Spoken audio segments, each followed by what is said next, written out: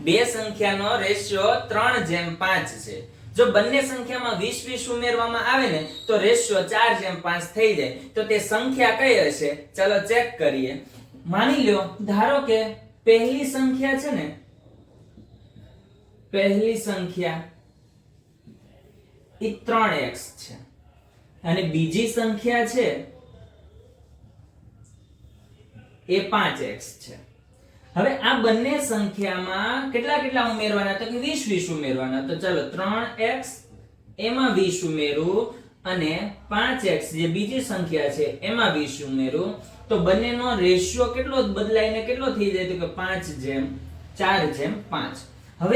હવે આવું જ્યારે થાય ત્યારે આપણે શું કરવાનું ખબર? ક્રોસ ગુણાકાર કરવાનો. 5 નો ગુણાકાર આ આખી સંખ્યા સાથે 5 તેરી 15x પ્લસ 20 પંચાને 100 બરાબર. હવે આખું પદ અહીંયા ગુણાશે બરાબર 4 સાથે. તો 4 પંચાને તો કે 20x પ્લસ 20 અઠ્ઠા 20 ચોક 80 બરાબર.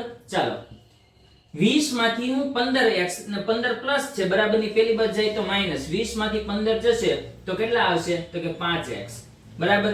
હવે 80 પ્લસ છે બરાબર ની પેલી બાજુ જાય તો માઈનસ. 100 માંથી 80 જાય તો કેટલા આવશે? 20. 5 ગુણાકાર પેલી બાજુ જાય તો ભાગાકારમાં x બરાબર 20/5 તો x બરાબર કેટલા આવશે? 4 બરાબર. હવે પેલી સંખ્યામાં જ્યાં x દેખાય ના શું મૂકવાનો? 4 મૂકવાનો. 3 ગુણ્યા 4 તો 4 તેરી ને 12 અને બીજી સંખ્યામાં 5 ગુણ્યા 4 4 પંચાને 20 તો પહેલી સંખ્યા શું આવે? 12 આવે અને બીજી સંખ્યા શું આવે?